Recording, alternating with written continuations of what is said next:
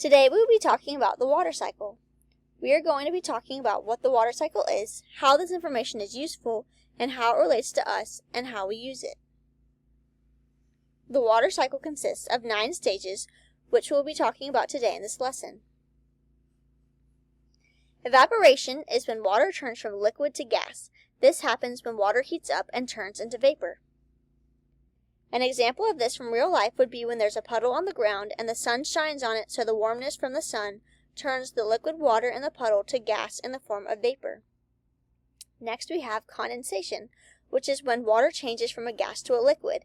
An example of condensation from everyday life would be dew, which is the water that we see on grass in the mornings, or fog when the air cools down to the point where water vapor, which is a gas, condenses into tiny liquid droplets in the air, creating fog. Another part of the water cycle is precipitation, which is when water falls from the sky out of clouds.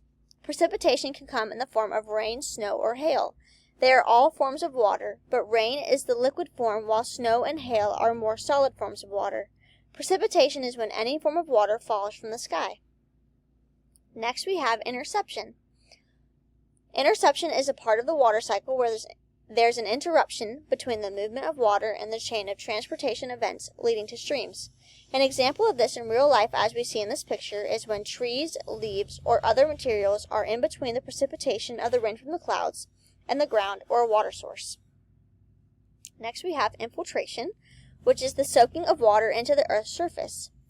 The amount that infiltrates into the earth is affected by the slope of the land, the vegetation, which is the different types of plants, different rock types, and soil types. Percolation is the downward movement of water from the land surface into soil or porous rock. This is caused by gravity. Notice how the arrows in this picture are moving downwards because the water is moving downwards into the ground and within the soil. Transpiration is another part of the water cycle. It's when water evaporates from the leaves and the stems of plants. The water goes from liquid to gas through evaporation. 10% of evaporated water comes from transpiration. Runoff is the part of the water cycle where water flows from mountains and land into large bodies of water. This can be a stream, river, lake, or the ocean.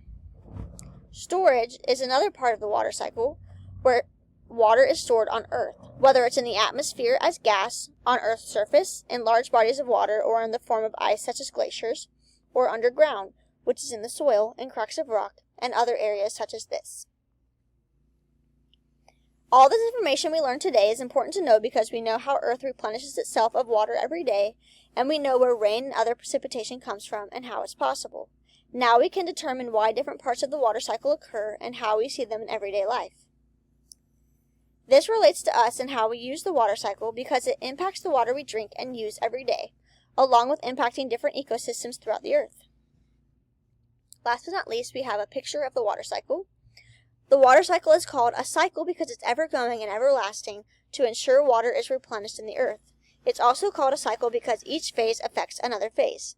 I hope this information helped you learn more about the water cycle.